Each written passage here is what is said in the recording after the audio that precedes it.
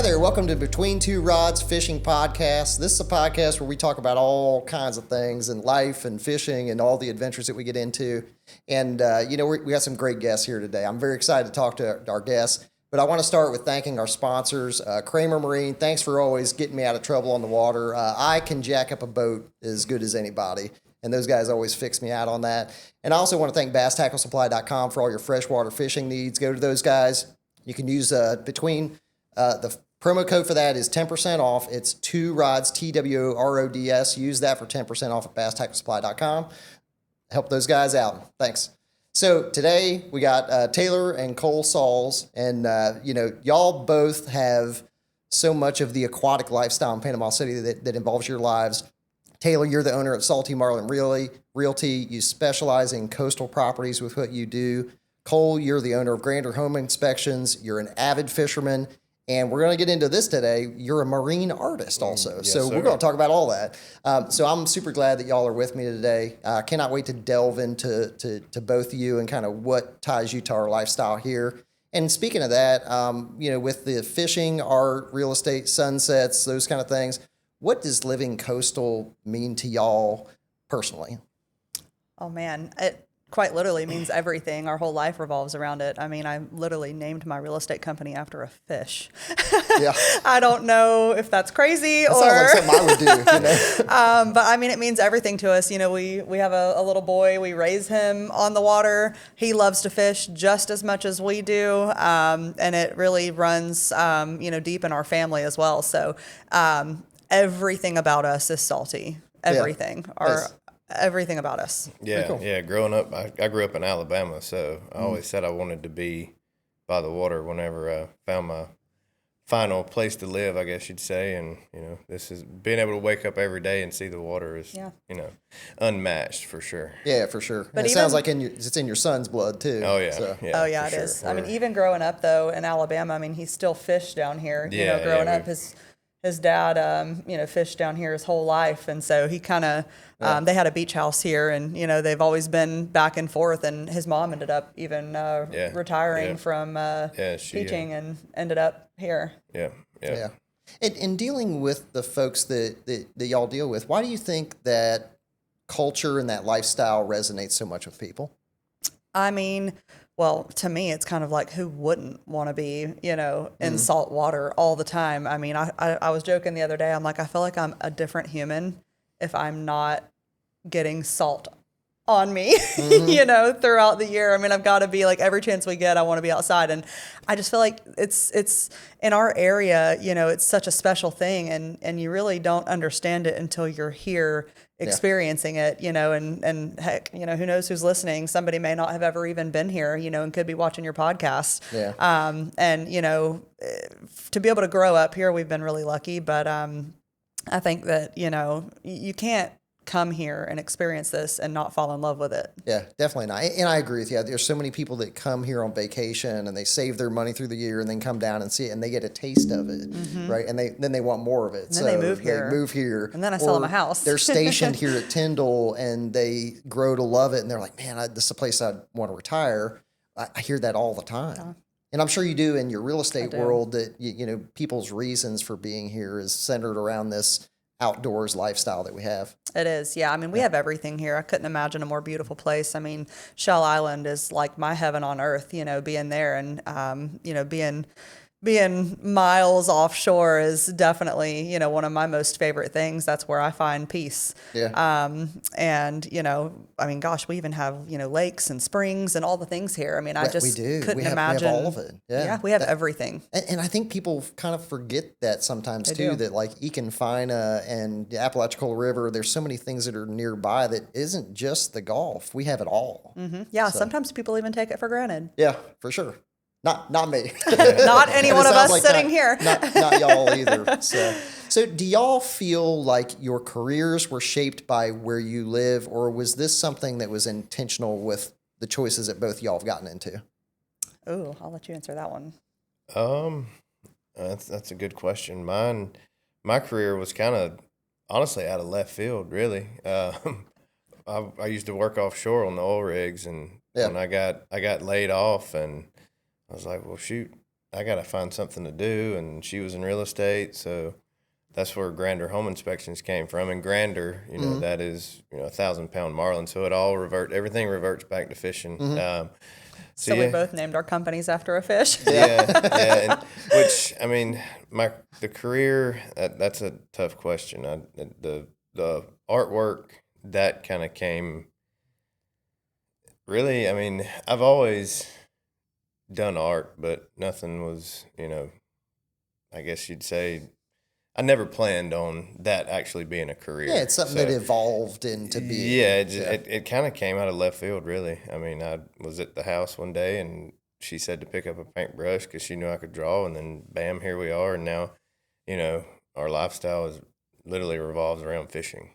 I'm always fascinated by people that have passions in something, and that turns into a career path. Yeah, and it is 100%, turned into something that I never would have dreamed of. Yeah. Really. He used to do nothing but draw with like colored pencils, and he would do some really cool stuff. I mean, he's got like this really, it's a map drawing. So it's like at the time, the Gulf of Mexico, we're now Gulf of America, but at the time it was Gulf of Mexico, and it was a pirate ship with like, the Kraken coming up and swallowing it. And it was a just very detailed pencil drawing. It was incredible. That's awesome. And I finally told him one day, I was like, you're way too good. Yeah, you should to be, do something with this. messing around with some little mechanical pencils, Yeah. And so I was like, why don't you paint me something? I was like, try, just see, And the first ever painting he ever painted, I wish we should have brought it with us, because I would have loved to have showed you, because it is truly incredible. We got married in Cabo San Lucas on the front of a sport fishing boat, took my dress off, and we went marlin fishing. There you go. And so the painting, cool. The very first ever painting he painted was kind of like a memory from our wedding, if you will. So that one's definitely the most special to me. Very and cool. It's to this day my absolute favorite for a lot of reasons, not only just because obviously the story behind it. So I'll kind of tell you the painting, but also, just because it really is one of the best that you've ever done to me, and it happens to be the first, which is kind of crazy. Yeah. But it was a striped marlin, and he called it Baja Bandits, and the reason was because we were in the Baja. And striped marlin have, stripes like a bandit. So it kind of came together as Baja Bandits. And that was awesome. The first he ever painted, which was like a memory from our wedding, because that's where we got married and what we were catching. So very cool. I remember going into Michael's to get paint. Like I went and bought I didn't have no paint. I just bought the little kids kit. Yeah. And showed a guy a picture of what I was wanting to paint, like something. He's like, oh, that's way too advanced for somebody that's really never done it. And I was like, okay, well, I did it, and it was one of the, people still think that's one of the greatest paintings they've ever seen. It's and whenever I saw it for the first time, I was like, who did I marry? The fish looks like he's coming off the who canvas. is this That had to be a guy? surprise, You know what I mean? I'm like, did I marry Picasso, or like the redneck version of Picasso? I don't know. Where did this come from? Yeah. It's funny too, because when you meet him, you would never ever think like, oh man, that dude could paint a masterpiece. People surprise you. I was making food the other night. My kid did this spoon swoosh on the thing and made it look like a fancy 5-star restaurant. I was like, look at you go. So that's funny. You never know what you're going to get with me, for sure. You got any other surprises you haven't told anybody about? We'll keep him a surprise. He's like a brain surgeon in his spare time or something, Yeah. I feel like you could be. If I need to be. He got some talent secrets in there Well, somewhere. he's one of those people, and I get mad because I'm really competitive, and so is he. We're both extremely competitive people, and he's literally good at everything he touches, and so it makes me kind of mad. I got a friend like that. You know, I love him, but I hate him. I know. Yeah, I'm because like, he makes me feel like I'm a piece of crap. Yeah, so. I want to call it luck, but I'm like, I don't think it is. Like, I think he just like gifted, if you will, And this is the worst people. Then they're like nice and super talented and can do anything. Yeah, you suck. Yeah. Sorry, man. It's just a blessing and a curse, I Yeah. guess. Yeah. No, but hey, I will say. But he that also I've- puts the time in. So, Yeah, I mean, for sure, you for know, sure. What did you say the other day? You told me, you said something that really stuck with me. And he said, Taylor, anybody can be as good as I am. Anybody can be good at anything. He said, but it's work, it's practice. Yeah. It's, you got to put the effort in, because talent isn't enough. Absolutely. And in any business, any line of work, like if you're willing to put in the time and invest it, you're going to get better and better and better at it. And that's the thing. Like there's sayings about if you spend, 15 minutes every day working on something, it's not going to take you long to get great at it because you're going to master it. And it's just repetitive behaviors that you learn things about. Yeah. And I think for me, fishing's definitely that way too. Art's that way. I mean, we do art with my marketing firm, and I will say, like, when I started doing that, I felt like I was garbage at it, right? And over time, I got better and better and better, and then I just learned to hire good people that are way better than I am. Yeah. But you get better at those things by repetitive behavior. So for sure, 100%, man. Yeah, talent's one thing, but if you don't practice at it, then I actually just thought of another example. You're probably going to kill me for even saying it out loud, but he was number 12 in the whole world for archery at 12 years old.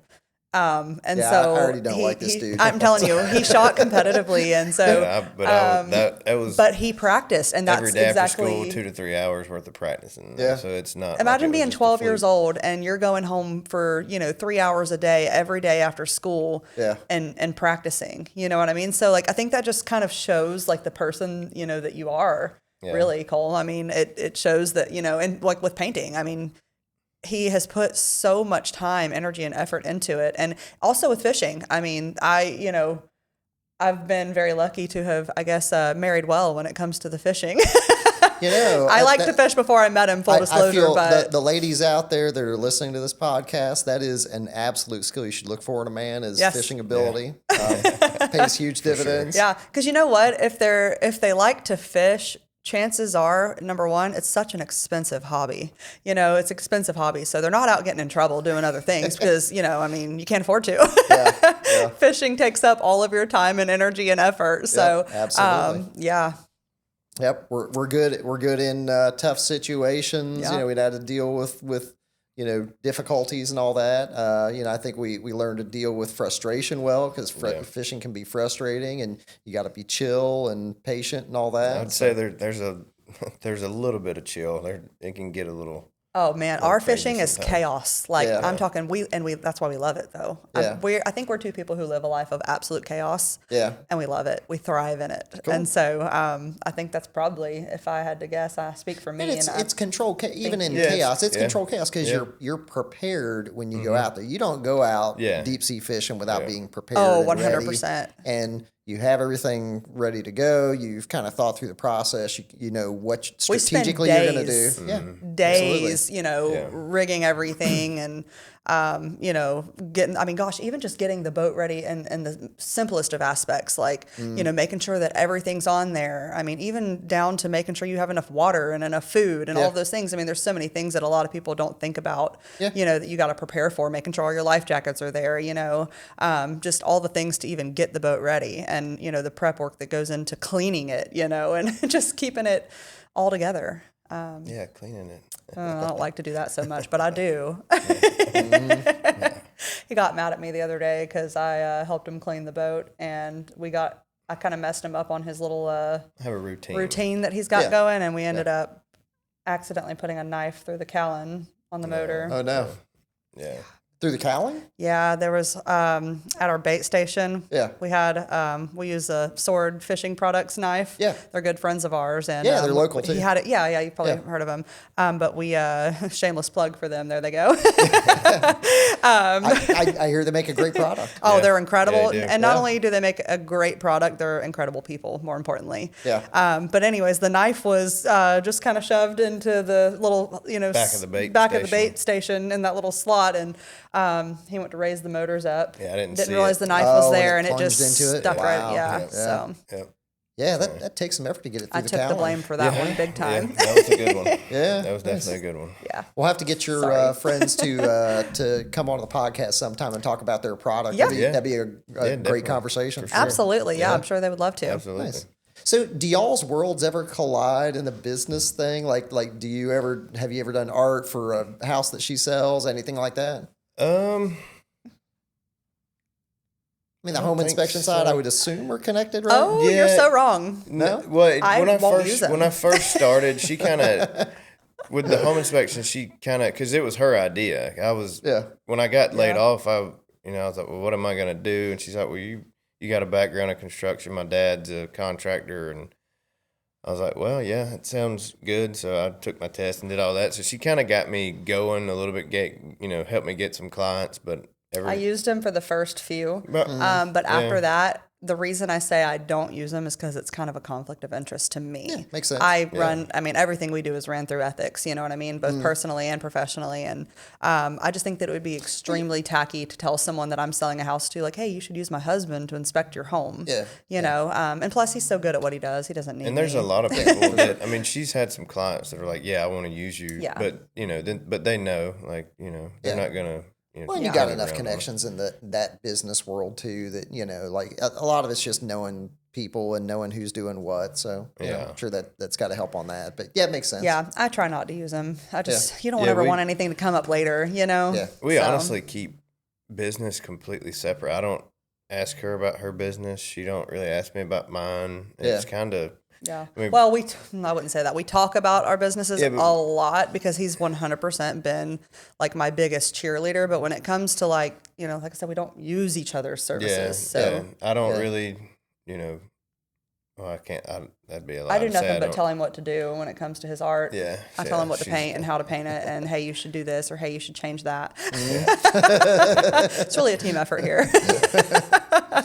Probably a team effort that he didn't ask for, but it's fine. Yeah. All good. I mean, Barrett can't exactly tell me what I need to do. So, yeah, our son actually loves to paint with him too. He'll get up there with the paintbrush and paint on some of his paintings. Cool. Yeah. Nice. Yeah, but I don't think I've ever had a client, one of your clients, buy. No, most of my I've had a lot of them ask about it, but what he does is so specialized. Yeah. Yeah. Yeah. Do you typically, is it painting for a specific individual that requests something that way? Is that how they usually get created? Honestly, a lot of it is, like, I sold my whole gallery the other day to one guy, and all these were originals that I've, thought up and, painted just off the top of my head. Yeah. But I've done some commissions for specific people. Yeah. Like I did a buddy's duck dog last year. I've done a few commissions. I mean, mostly the Gyutaku is more commission stuff I do right now. But yeah, as far as my fine art that I've sold, it's mostly originals that I've thought of, and people just love them and they buy them. One guy cleared his entire inventory. Yeah, that's wild. Yeah, that was pretty crazy. Sounds like you need to get painting. Yeah, he has nothing left. I mean, I'm working on one now that it's going to be pretty cool, and hopefully, so I got called to do the Billfish Foundation art contest, and they're basically begging me to do it. So I'm working on that one now, and it's taking me some time, but it's going to be really cool. Yeah. So yeah, I got a few things in the works for sure. Yeah. We'll have to share some of the images of the art that you do with our audience once we put the podcast out. And so that way they can get an idea of it. But how would you describe your style? I know we've talked about a couple different kinds of things you do. Yeah. How would you describe it? I would say realistic, marine art, realistic. I mean, I can do dogs, pets, like different stuff. As long as it's animals, I can do, but I'm mostly, targeted in on marine, blue marlin, sailfish, any billfish. Seen some redfish stuff in there. Yeah, some redfish, inshore stuff. But really realistic style. I've gotten into where I'm starting to do the textured stuff, plaster and all that kind of different stuff, because people on 30A, they love the textured stuff. I've been adding some gold into some stuff, gold leaf. They love that. Yeah. But I would say more realistic. If picture Guy Harvey, but I don't want this to sound bad, but Guy Harvey, but better. If his stuff is just more realistic. I mean, if it's a competition, I feel like you're going to throw down pretty good. Well, their stuff is just so different. I mean, Guy Harvey's stuff, has more of that like brighter, more. I guess the other way is like more like animated. Yeah. Whereas Cole's, I mean, it literally some of his stuff looks like you're looking at a photo. Yeah, it looks like of like the a fish. photo I mean, type stuff. Yeah, it's just like a blue marlin. When a blue marlin's swimming underwater, he does have purples and, I think he's got some yellows, like, or at least Guy Harvey's got like bright yellows on his fish. And I like to keep it, more blue. real, A blue natural. marlin is blue. He's got different tones of blue, Probably got some blacks, some grays, or some dark purples. Your style's probably a little more moody. Yeah, It's probably yeah. a good description of that. It's beautiful work, man. But I mean, like- from the stuff I've seen. But you also I mean, have some bright stuff too. Yeah, I mean, yeah, I you can know. do bright stuff. I can do whatever, and whatever the client wants is what I can do. But Guy Harvey's definitely got it figured out on the business side of it. He is super strong on the business side. I got to meet his CEO one time at an event. We talked. We were. It was funny. I didn't even know who he was, but we're talking fishing for 45 minutes. I go, yeah, man, what do you do? He's like, oh, I'm the CEO of Guy Harvey, and I was like, Yeah. You're like, really? You'd think Guy Harvey would be the CEO of Yeah. Guy Harvey. Guy Harvey that we were he's, talking he's about. out having fun He's- fishing Yeah. and doing Yeah, stuff. he's- but Getting he's- inspiration for his He's the paintings, real you know? deal. He's But the real deal, for But he sure. started, I've been doing a lot of boat shows and stuff, and I'll do live paintings while I'm there. And Yeah. I have so many people that are, old heads come up to me like, I remember Guy Harvey when he was doing this. So. You know, you just made me think of something too. I mean, something that Cole can do that I've never seen. Well, I shouldn't say never, but I haven't personally seen it with my eyes. I've never seen another artist be able to step up in front of, he could step up in front of hundreds of people with a blank canvas, and he could literally paint you out a blue marlin without tracing, Without looking at anything. anything, Yeah, that's awesome. straight from his head, and it will look exactly, the anatomy of the fish will be perfect, and it will look exactly like a blue marlin is supposed to look awesome. like it Yeah, just it's came out of the pretty water. cool. And that right there is a serious talent, because I've never seen somebody be You able must have a to good just memory to be able to Yeah. remember the details Yeah. like that. I'm definitely, I wouldn't say photographic memory, but I guess I've done it so many times. Like, it comes back to practice. Because I'll sit, every now and again I don't really say bored. I'll get to where I want to, like, all right, I need to figure out how this fish really looks. Because if I get put in that situation where I need to paint in front of somebody, Yeah. then I know what You got to do. it. Yeah. Yeah. So Yeah. I'll sketch little practice marlins all the time. Yeah, We I can do only that with, hope like he'll a be- stick figure guy sometimes. I can pretty much do it from memory at this Yeah. point. Yeah, So, yeah, for sure. We can only Hangman. hope he'll be as big as Guy Harvey one like day, the though. fish with a big smile. Yeah. Hopefully, Guy Harvey, but that's what I get. A lot of people come, oh, you're like Guy Harvey. I'm like, no, not at all. Totally different. Totally Yeah. different. Yeah, two but- totally different styles, two totally different people. Except for, I would unfortunately have to say, Guy Harvey obviously has it figured out, and we're still working on figuring that out. He's been at it for a long time too. Yeah. And that brand has been established for a long time. But I mean, it just tells you got some potential there of Yeah. things that you can do with it, man. And there's really- I'm interested to see where There's you go. nobody in our area doing anything No. like I do. We want to Yeah. do some old school shirts, like how Guy Harvey used to do back in the day, his old school Yeah, style, shirts he'd that he just used do to. the fish, Man, you probably could. I mean, turning that into merchandise and that Oh, sort of yeah. thing. I mean, that Yeah. that would totally sell. Yeah, especially, So, I have people all the time like, hey, when are you doing shirts? I'm like, well, whenever I get a chance to get done with everything else I'm doing. But that'll never happen. But there's some guys in South Florida doing what I'm doing, East Coast. yeah. But nobody, from here to Orange Beach, I don't think there's really anybody that does the We kind got of a art. ton of of it. And t-shirt not- shops Yeah. around here, man. And not So, one that I yeah. know that can paint straight from the brain, Yeah. not looking at nothing. Now at Yeah. home, I will, get target in on what I want it to look like. I reference pictures. Yeah, all the he'll time. definitely sometimes look at pictures, depending on. Yeah. Cool. Yeah. Well, I'm excited to see where you go with it. Yeah. Really. It's going to be pretty cool. We just got to. And everything he paints comes from, real life experiences that we or he, has experienced fishing. Yeah. Stuff that either he would love to see one day or stuff that he has actually experienced. Yeah. So we try to. in that light, what's like the craziest thing that y'all have experienced on a boat? Golly, that's I'd have to think about that one because we've experienced so much. I mean, we've both been fishing for so long. Yeah. Yeah, that's a tough one. That is a tough one. I feel like every trip that I've been on, something crazy happens, and We just had a good trip last year. One day we The open water tunas. That was wild. that was cool. Yeah. Here, not somewhere where you're used to Yeah, seeing there that was- type of thing. yeah. There was probably, hundreds and hundreds of yards of just giant open water yellowfin tunas right off the beach. Or Yeah. I wouldn't say right off the No, beach. right but off the beach, but 30 miles off the beach, which Yeah. is, and that was out of Destin last year. But I was talking about the sailfish. So last year we were like, let's go catch a sailfish. We're going to target a sailfish. It was snapper had just opened up. So It was let's just go us two and Bailey, right? in Charles. Yeah, and Charles, a friend of ours. Yeah. Yeah, which neither one of them, they don't fish like we do, So it was really just we were the only two on the boat that knew what was going on. If you'd Pretty say. water had pushed in. I was like, well, let's go see if we can catch a sailfish first thing. So went out.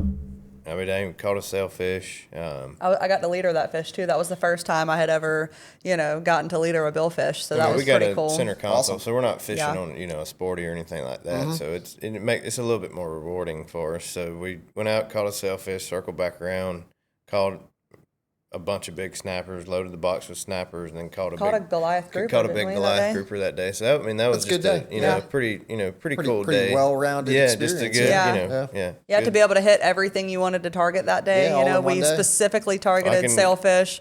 We caught a sailfish. I wasn't trying to catch a Goliath, but Yeah. we did. So Yeah. But we were Careless definitely about it. targeting snapper that day. I mean, we Oh, were, yeah. But I mean, we've had so many crazy days. I can't even.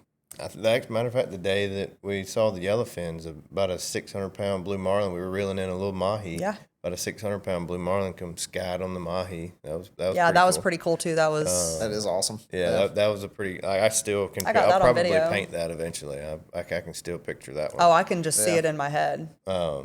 I actually did a painting of remember the one tunnel vision where the blue marlin's coming in and eating the mahi. Yeah, we have these situations too. You just kind of made something come to my mind. We have these really weird situations sometimes where it's almost like we either paint or he paints what ends up happening. Yeah. Or vice versa, Well, no, actually, yeah, you had painted that blue marlin going after the mahi Oh yeah. first, Like and then that before it happened. happened? Yeah, before it happened. And yeah. then So we he have has another really psychic crazy story. abilities as well. Yes, he's psychic too. Who would have thought? No, but no, we went tarpon fishing in the Boca Grande Pass with a friend of ours, and he runs a lot of charters down there. But anyways, so he has a TV show called Goliath Fishing, and Cole had decided he was going to paint him a painting, and we were kind of like, doing it like a little, hey, we'll go fishing with you, and I'll do you a painting, whatever, because we had already been fishing with him, before.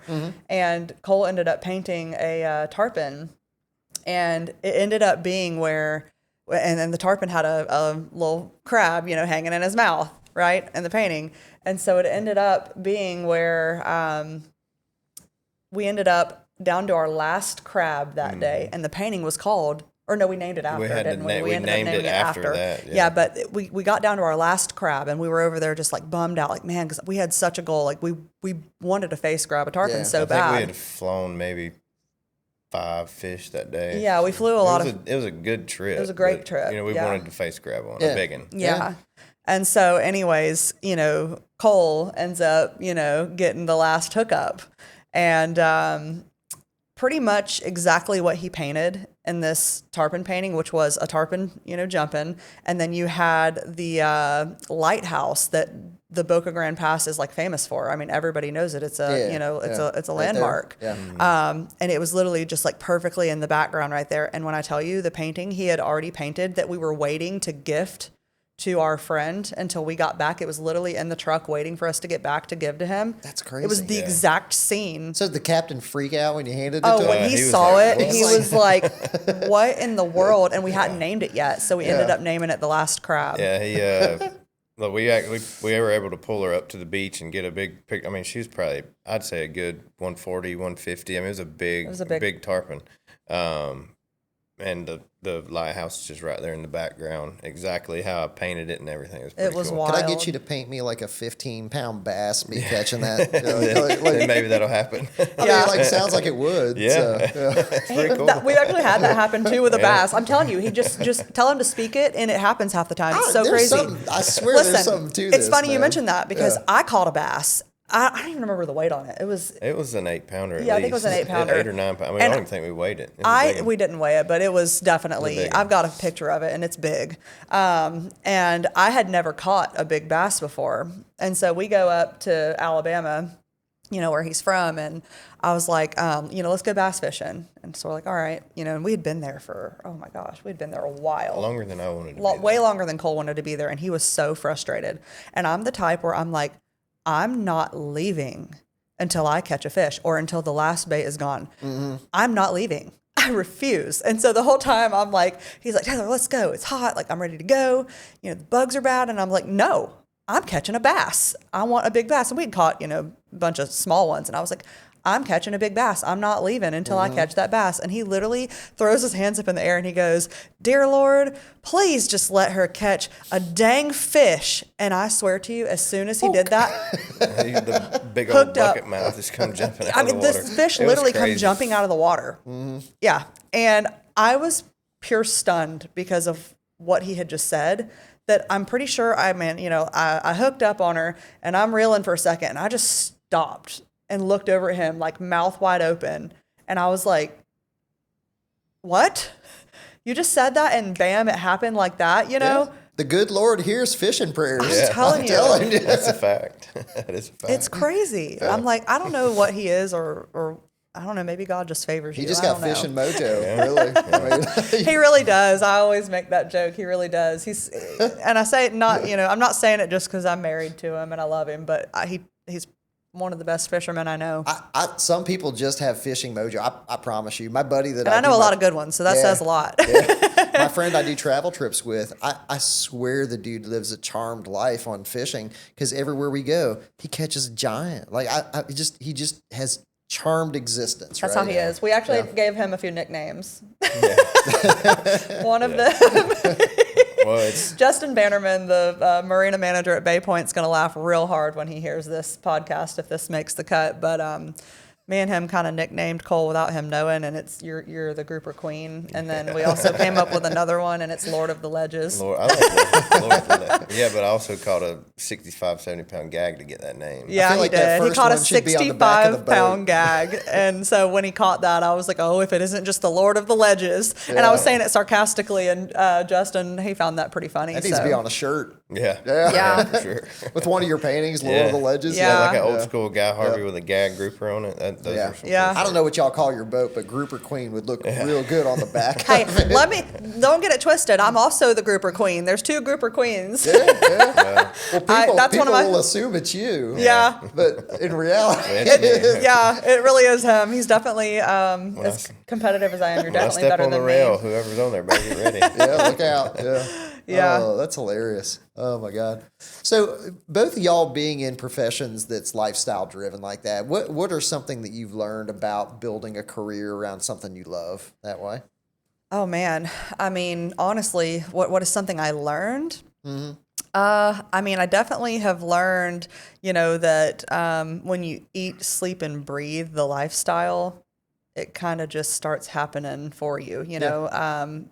Again, you know, as we've kind of talked about today, a lot of things have just kind of worked out, you know, for us, and everything's kind of just come together. And so I think when you eat, sleep, breathe, and believe in something, and when you truly love it, you know, It'll happen. it just you happens. seem to meet people. It's Yeah. kind of crazy that the people I've met just through the lifestyle of artwork and then even home inspect.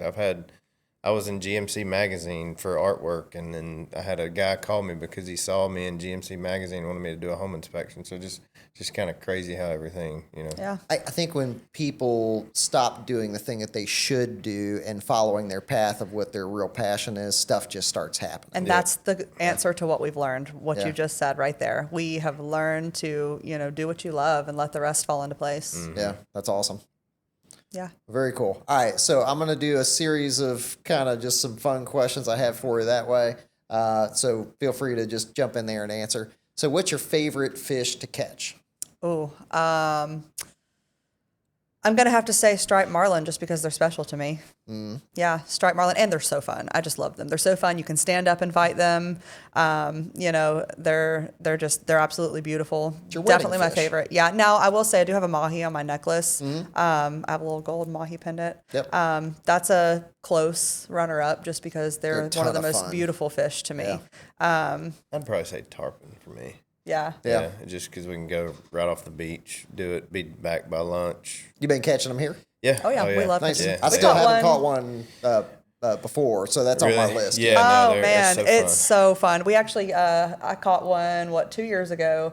On Memorial Day. Yeah, Memorial Day with my little boy on board. He was, gosh, how old was he? He was probably 2. 1.5. And so I'm literally, and we had all this stuff on the boat. And so I was like jumping over everything, following this fish all around the boat. And my son's there. Yeah, we were supposed to just go to the island. Like, well, let's go out front and see if we can catch a tarpon. See a tarpon, at least see one. We pitched one. And Yeah, they've been running. Yeah. And it's better here because the water's so pretty. You can get out, take some cool pictures, revive them. And seen some beautiful videos of them coming up and thrashing. Yeah. Doing that with him on the boat, though, was hands down one of my most favorite memories because I have a picture of us 3 in the water with our little boy on my hip, 2 years old in the water with this massive tarpon. Yeah. Really cool. So it was really special. So that's awesome. A good answer, Cole. Yeah. All right. So this is for both of y'all. Sunset cruise or sunrise bite? Which you prefer? Ooh.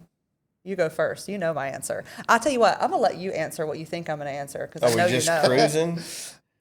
No. Like a sunset boat cruise or a sunrise bite? Oh, sunrise bite all day long. Yeah. Yeah. Yeah. Well, if it came down to fishing or not fishing, then it's going to have to be sunrise bite because I would 100% go. We don't cruise. We don't cruise. We do nothing but fish. You're not getting either one of us on a boat for a boat cruise. We're just going fishing. When you guys go home at night, do you guys talk about stuff other than fishing? Not much. Well, no, yes. Yes. Yeah. We talk about, I think we naturally. Do you have other interests and hobbies? Yeah, no. I talk more about real estate with her. We don't ever talk about my inspections. No, inspections is not something we talk about ever. I think it's one of those things he likes to do them and be done, But he is so you're so involved really in my business. I mean, in a good way. Like he is my biggest supporter, or if someone does me wrong, oh man, Cole's got my back. He's definitely one of my biggest cheerleaders and my biggest supporters. Awesome. And I in no way, shape, or form I couldn't do what I do, without him. Yeah. And he's very, the type of person, he's very right is right and wrong is wrong, so if he knows that somebody has, done me wrong, even in business or friendship or whatever, he is not having none of it, and that's awesome. When we talk about things like that, if something comes up during the day, I tell him everything, and we talk, throughout the day, of course, too. So, he always knows what's going on. It's incredible to have someone that has your back 100%. And to know that. Yeah. So, I don't have to doubt that one bit. So very cool. Yeah. So what is a dream bucket list fishing place that y'all have never been to that you would love to go to? Well, she's got one, but I got probably a different one. Yeah? What is yours? Costa Rica? Yeah. No? I mean, you want to go to Mag Bay. Mag Bay is to get on the striped marlin bite over there, catch 100 in a day or 75 to 100 in a day. That'd be pretty cool. Yeah, that would be pretty cool. The bait balls, the life over there is way different. Where did you think I was going to say? Costa Rica. Yeah. Yeah, I figured. Yeah. Okay. Costa Rica is cool. I want to go and experience Costa Rica on top of, the fishing. Yeah. So I'll tell you, from all the different things that we've been able to do and that I've gotten to experience, I think seeing other places has been something that's been super rewarding to me, to see how people live. Like when we went to Brazil, to see how everybody lives in Brazil and what the Amazon river's like and how people are living on the river and that and how they exist. I think it's just taught me so much appreciation of what we have in life to be able to do that. And I would never feel that unless I would get to go do those things. Yeah, for sure. Yeah. And, absolutely. And when we went to Cabo, pretty Americanized over there where we were at, so we didn't really get to experience, anything like that. We do love Cabo, though. Cabo's cool. Cabo there's one particular place that I think we would stay every time we go. It's called Breathless in Cabo San Lucas. They've got a pool overlooking the marina, and so we'd sit in that pool all day long on the days we weren't fishing and just watch the boats come in, see what flags were flying, that's and awesome. You couldn't have moved us from that pool. We haven't taken a break in 6 years to be able to even go on a trip. So it's getting about time. It's coming. Might be time. It's getting time. World wait for our next trip. I'm telling you what, we are gonna go do actually something. Rarotonga might be my favorite. Okay, we got to talk about that. We got to talk about that. Have you seen the guy on Instagram? He harpoons mahi out of his little panga boat. He's got a forward stick drive on the front. He stands up front with a harpoon. And he sees these mahi on the surface. He'll throw a harpoon at them. And that sounds It's like a custom built, panga style boat. Yeah. But it's Rarotonga is like a little tiny island along. It's in New Zealand, I think. It is, yeah. It's wow. yeah. God, that's a I long think way we need go. to Yeah, it's a long retract way. our statement and say that that's probably our number one trip for is sure. probably I totally didn't even think about that. Attainable, Mag Bay. Rarotonga is very expensive to get. And very far. I think to me that's kind of the gist of the bucket list is it's these things that you just like at some point in your life you want to cross it off and be like, man, I did that. Yeah. We just need someone with a private plane that'll take us to Rarotonga, It's a long flight, Private a very plane long hogs flight. A lot of fuel. For Yeah, sure. you'd have to have a for sure. lot of fuel.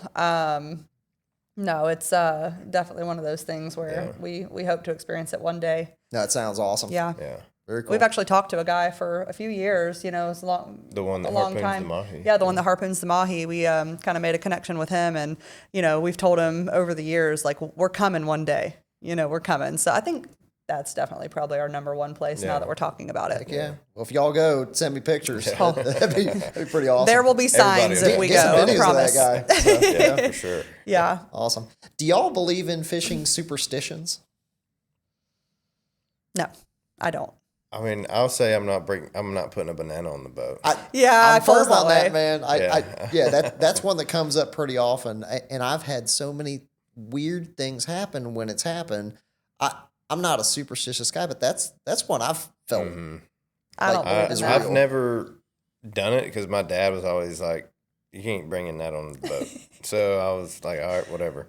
So never had it happen. So I've just kind of believed that something might happen. So I just Dude, it's happened enough times where the banana's on the boat, the banana goes off the boat, and then something good happens almost immediately after the banana's gone from the boat. Really? Like the day can be going completely to crap.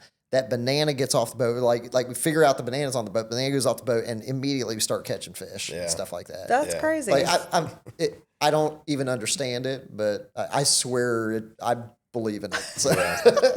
I'll I guess trust I've you on never. that. Now that I think about it, though, I've probably never really been on a boat with a banana on it. At least not to- Sometimes you don't know because Yeah. sometimes somebody's gonna sneak it in their pack. Yeah. And I they're like- mean, that could At be least true. not to my knowledge. for we had a sure. boat engine break one time. We were out on a charter, and we were like, man, this sucks, man. Like the engine's, limp, and we had to kind of limp back home.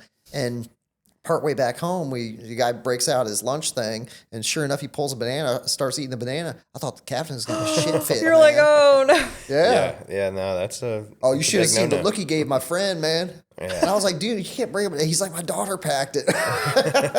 Yeah, that can't happen. I won't even eat one the morning of the trip. No, you can't have it. You Cole, can't have it in your stomach. I've been married to you for I have not how ate a long? banana. And I did not realize that you were even like that about a banana on a No, boat. you're still in possession of it. Yeah. I just idea. don't even say that. I just don't do it. That's hilarious. See, we've learned something today. I'm not superstitious. I'm just like, I believe in the good Lord, and whatever's going to happen is going to happen. So that's I me. believe the good Lord says no bananas. In the boat. For sure. Amen. Can I get an amen? Yeah. Oh goodness. So where can people connect with y'all for you to get your art? How can they find out about you? And for their place of finding the perfect coastal home, how can they find y'all? So for me, I do most of my stuff on Instagram. It is at abbreviated captain, so CAPT Sauls _art. That is my main place where I post. I also have a TikTok, but everything that I post on Instagram is every other platform sees it. So Yeah. Cool. Yeah. And mine, our website is www.saltymarlinrealty.com.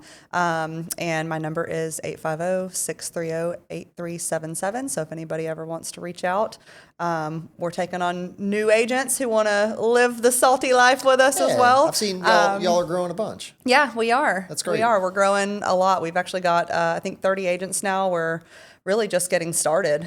We didn't start recruiting until recently. So, we're growing fast. We were ranked top 1% nationwide amongst large teams, which was, teams with 100 to 800 agents. Wow, We that's only awesome. had 13 at the time of ranking. So we are definitely putting the work in for sure.